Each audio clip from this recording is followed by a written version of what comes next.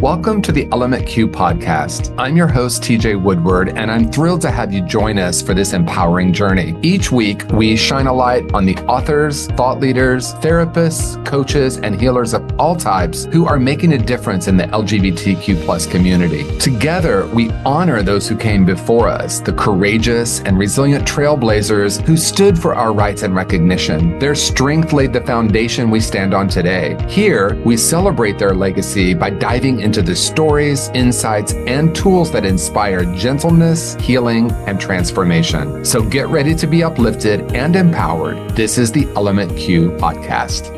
Welcome back to the Element Q podcast. I am so delighted today to have one of my dear friends and colleagues, Christina Simos, with us.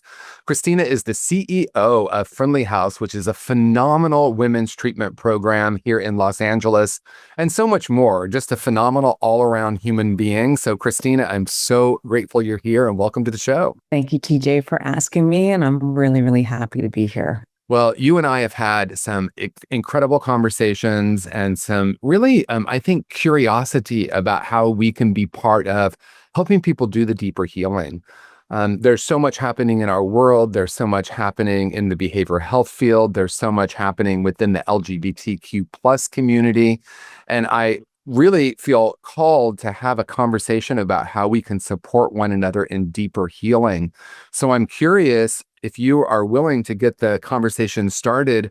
When I say what is the deeper possibility for healing within the LGBTQ plus community, what comes to mind for you? I'm curious.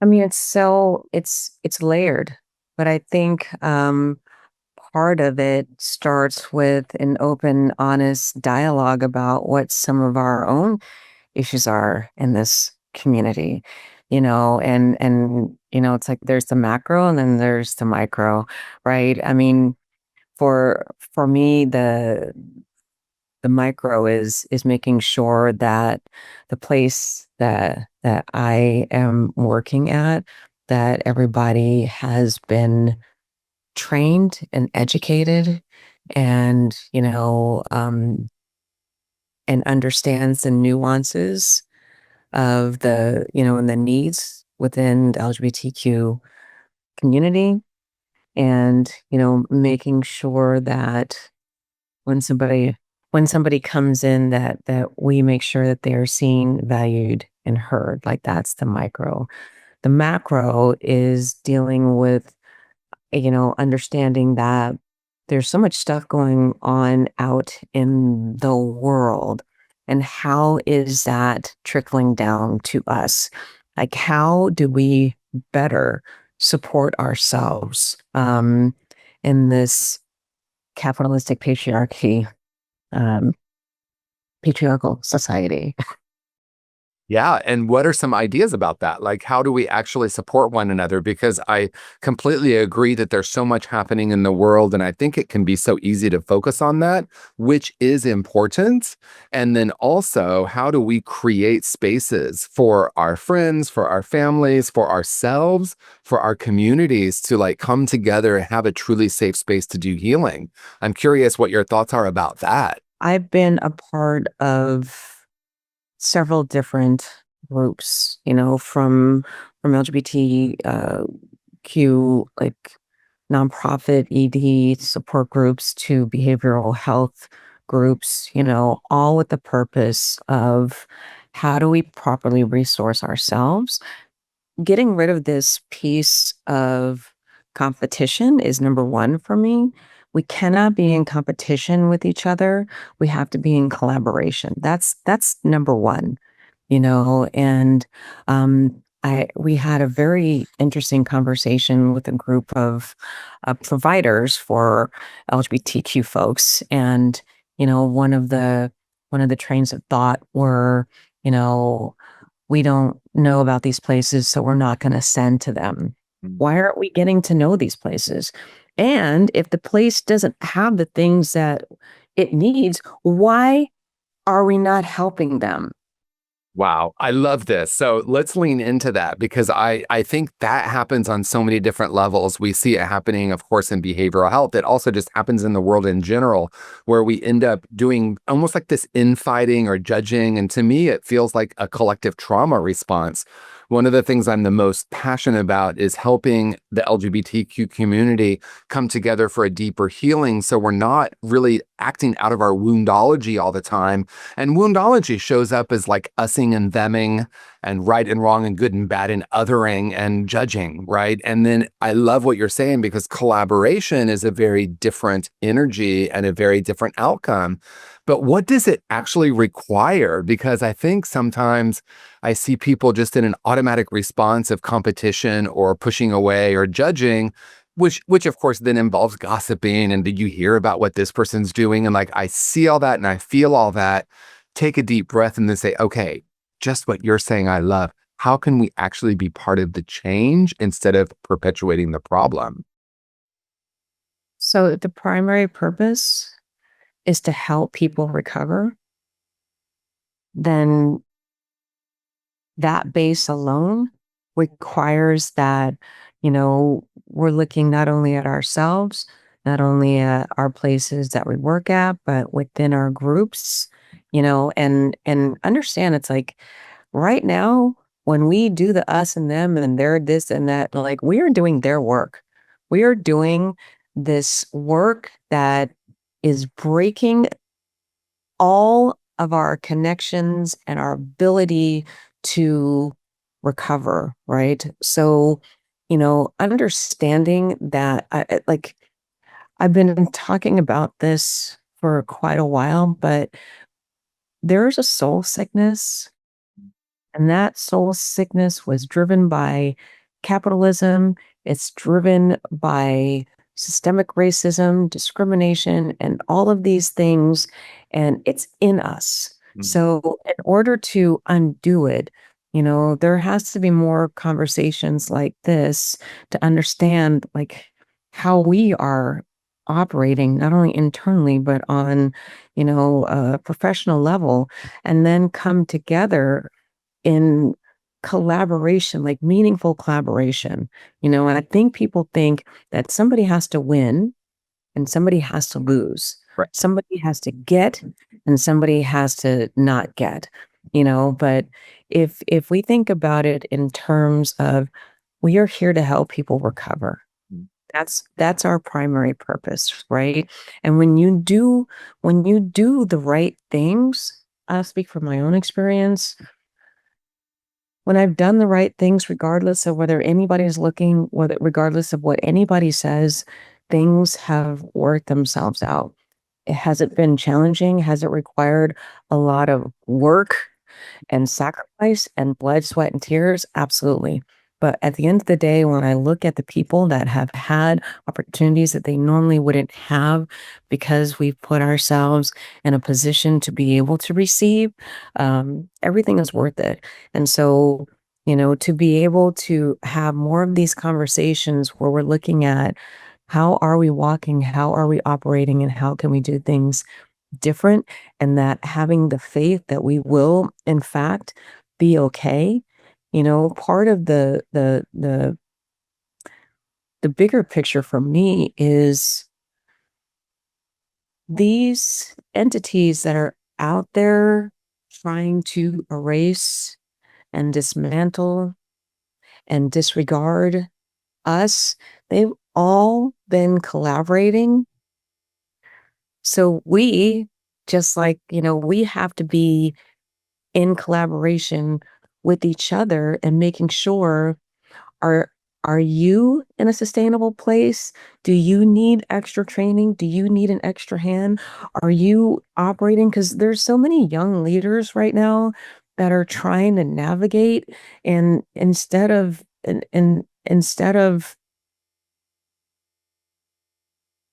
basically ignoring that fact, we need to be mentoring and lifting and giving our own experience, strength, and hope so that this new generation has the tools and the skills that we didn't necessarily have to be able to move in these spaces that are not always open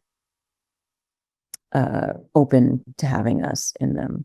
Yeah, I love everything you're saying. And as I'm sitting with sort of digesting what you're saying, I'm thinking about the importance at the root of it is how do we help each other do our deeper healing, right? So that I'm not in my woundology and I'm not infighting and I'm not othering. And I love what you're saying because when you look at it through the lens of recovery, it's pretty common wisdom that one of the first steps to recovery is to acknowledging that there's an issue, right? There's an issue here.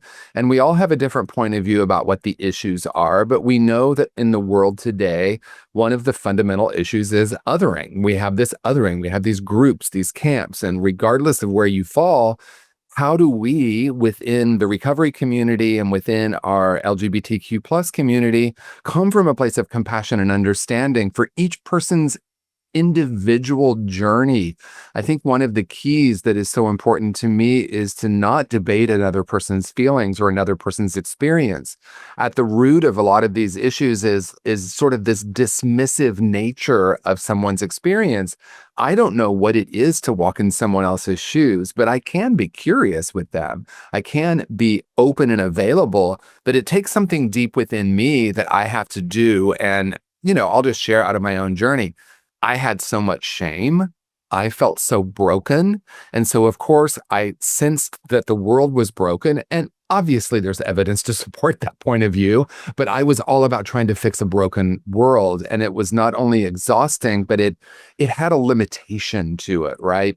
And I think about how I needed to unplug for a bit and go in and do some of this deeper healing or a return to something that was preceded the shame and the disconnection that I experienced, being a little gay boy in Indiana in the late 1960s and the 1970s was not a cakewalk. As many people have different experiences of that, I took on the shame of the culture. I took on this identity of believing I was broken. And that's a really big thing to work through. And then early in my life, through sort of activism, I was like, well, the world needs to change. Well, of course, I can see that that's true. I also realized that as I did some of my own deeper healing, then I could be a part of helping people actually heal. How many times have we heard hurt people hurt people? Well, heal people too. And I think that's what we're up to. Anything that you have that you want to say about that? I know that was a lot. I will be 20 years sober in June. And it is a miracle. And I also just highly advocate for outside help. The outside help really started to address some of the collective cultural trauma, the childhood stuff, and helped me realize, like, when I first came here into when I came into program, I thought I was broken beyond repair, and it wasn't until honestly, I think it was you. It was you that kind of helped me understand that I'm indeed not broken, that I grew up in a broken system. So, operating from a place of there instead of I'm broken, I'm blah, blah, blah. It's like I'm actually like the thing that has kept me moving and the thing that has caused grief as well is the knowing that I'm actually not broken. I'm actually whole. I actually am, love. And so many times living in these systems that consistently tell us you're not enough, you don't matter, it becomes almost a part of our DNA. And so, having to basically deconstruct, where did I get these stories? How did I get to this place? And then when I start having more compassion for myself and start to change the story and create my own, find my own voice so that I can speak, um, you know, that gets me to the place of how can I best serve the people that are just like me, just want to get well, be well, and do what they were put on this earth to do. Wow.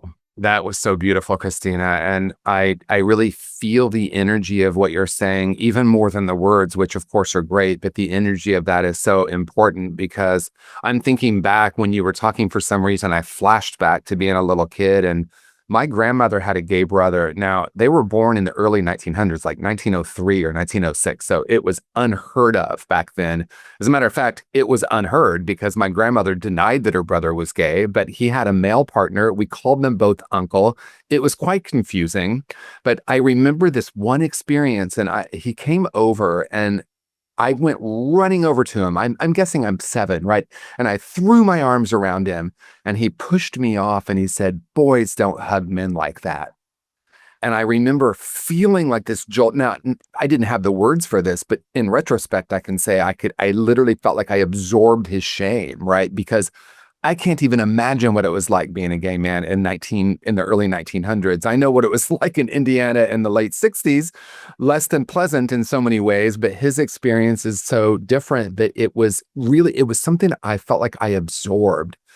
And for me, you and I have talked about this. There is the work of changing the narrative. There is the work of changing the story. There is the work we do in community. And then there's this deeper work of like honoring that little 7-year-old boy that just wanted to love his uncle. And the shame that I absorbed, and I love that you said it becomes part of our DNA. Science is starting to look at this now, what many of us have been, feeling into for a long time. And that is we actually do change the DNA over time, generational trauma, but also generational healing. I think sometimes the conversation falls short. They'll say, well, addiction damages the brain, trauma damages the brain. Yes, that's true. It does change it, but we can also heal that. And we can heal collectively and individually, which is why I'm so passionate about having this podcast, because so often the conversation on LGBTQ is the fight. And I do understand it. And I even see its importance, especially historically. But is it time for us to move into the actual healing? So as you're talking, I'm just feeling very optimistic. I'll put it that way. Yeah, and I mean, it's like what you're talking about is intergenerational trauma, collective trauma. I mean, um, I grew up in the 70s too, where being mixed was not okay. There was a lot of shame in not being one or the other, and also too, my curiosity, about women was also like that was like absolutely not, and so we get these messages early on, but I also, so if we're not seeing if we're not seeing each other mirrored on TV or in movies or that, it's like if we're not seeing healthy images of ourselves, of our identities or anything like that, it's hard not to stand it, right? So, I think the work is both inward and outward, having these conversations, having education around, you know, what are these systems that we're operating in? I think that that some people don't even have a conscious idea that we are actually moving in systems that are designed to keep us at odds with each other. Yeah. I They mean, are designed for this. yeah. And it's so easy to go on a tangent with that, which it's like, I notice there's a seductiveness, there's something that's seductive about wanting to go there and to come back to shared experience and how we actually heal it, to honor. Because I remember thinking, so I didn't experience homophobia. I experienced misogyny. Don't throw like a girl. Don't act like a girl. Don't walk like a girl. Don't talk like a girl. And I remember thinking, what's wrong with being a girl? Like, what's wrong with girls? And, this is my very young mind, but there was a message, and the message wasn't only in words, it was a lot in energy. I remember talking to my friend. I love her, Helen. She grew up in Mississippi. She's probably 20 years older than I am, I think. Helen, I'm sorry if that's not accurate, but I'm guessing. And she said, she grew up in the segregated South and no one ever said anything. But when a white person would walk toward her, they had to step off the sidewalk. And no one ever talked about it. Her family didn't. That person walking by didn't. It was just what was done, right? And so I start looking at just the way it is, just the way it is. But what did she experience with her parent pulling her off the sidewalk to let this person? I think about the layers of that and the shame that can be taken on. And if we pretend like it's not happening or pretend like it didn't happen in an individual, the key to me is witnessing and honoring. We end up debating. I think there's so much debate. Well, Christina, are you sure that was your experience? Well, I don't know why, all of that instead of like, tell me more. I think if there's any message I want to convey, it's like, I do enough of my own healing. There's no finish line, but I do enough of it where when I notice the reactive impulse, I can pause and tend to that and then say, Christina, tell me more. And that tell me more, I think, is so healing for someone way beyond, let me tell you what you should do or try. Yeah, and like you brought up some things. So Dr. Carolyn Coker Ross was very instrumental in me understanding like the thing that you were talking about with this woman. She put a name to it. We talked about epigenetics and again the intergenerational and generational trauma. It's like I remember as a kid, I was born in New York, but my father's side of the family lived in South Carolina, and we went into a Piggly Wiggly. I think I was like 7 or 8, and I couldn't find something, so I asked this lady, and my cousin almost punched me, and she was like, "You can't look white people in their eyes. You have to look at their chests." And I was just like so confused. I had no idea, and also, I think it was I watched a YouTube video again, like when I was going through this, let me understand a little bit more about this, like the whole sidewalk thing. So, it's like I I had unconsciously been moving for people, white people, walking down the sidewalk. And so I made a conscious thing to not do that anymore. And I mean, it was quite shocking, to be honest with you. Like, I have people literally run into me and just be so surprised that I was on the right side of the sidewalk walking, but I mean, it's like that's how ingrained it is. And also, I also made it a thing to stop saying sorry. Like, women say sorry all the time. And, it's like I started to intentionally like, okay, so these are the things that are part of that system that I don't want to be a part of anymore. I want to be a part of equality. I want to be a part of feeling that I belong here. And so I would just say, excuse me. Like, I mean, but it's like those little tiny things that make a huge difference because you start to be more present in your body and who you are, and you start paying attention to the things that are going on around you. And, that is where the healing, recovery, and change begins. And that to me is what I love about what you're saying is even though it may seem counterintuitive, standing in that kind of truth is what does start to shift consciousness on the planet. It all has a place, right? The politics of it, the fight of it, the healing of it, the crying of it, all of it, everything has a place. And what you're talking about as I stand more, because I remember feeling so much shame, and the opposite of shame, of course, is to be authentic and vulnerable and transparent, which I was terrified to do. I didn't want anyone to know what I was actually feeling or my experience. And yet it's in that place when we share that we start to not only heal, but we connect. And ultimately, this is about human connection. And we're not born. I don't think we're born with all of this othering. I think we're taught that. And I remember the messages. I was, I was bused into the inner city the first year of like integrating the schools. And I remember the experience of that. And I remember being terrified of all of the different layers of that.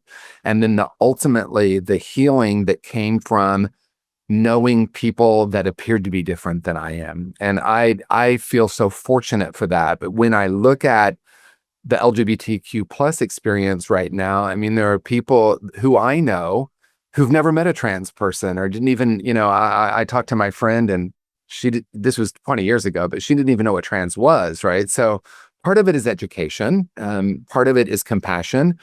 But what you're speaking to is also part of it is standing in our truth. And standing in that truth is really different than being in the fight. And again, they both have a place. And I think for me, it's like we've stood on the shoulders of these people who worked tirelessly to get us to this place. Now, what do we want to do with that? And that's why I'm excited about my connection with you and this conversation. All of these people, every time the work gets tough, every time I start to, think I can't, these folks did. Yeah. These folks did. So whatever I need to do to continue, it's like this seat to be a queer woman of culture, a CEO in this field, I can count how many of us are here. And I'm here because of the sacrifice and the work that these folks have done. So, it's like I take all of that serious, and I understand that I have a responsibility, and part of that responsibility is to do my own work so that I can show up as the best version of myself so that I can help others do the same. So beautifully said, Christina. So as we come to a close in our conversation, I'm wondering if there's anything else present for you that you want to share with our audience or say, or is there something maybe that we haven't addressed that you want to bring into the conversation? But at the end of the day, I don't think that there is anything other than to love and be loved. Like that is the core of humanity. That is the core in us, to love and to be loved, and the work is to get to that place both internally and externally. And the last thing that I will say is in the midst of all of the shenanigans that are happening right now, I understand on such a profound level, love and joy are acts of resistance.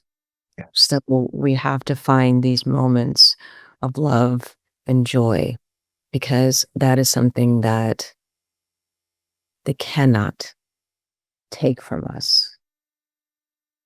And the beauty of that is that's how we actually heal, not only individually, but collectively, right? And in my experience, that's how we actually create systemic change too.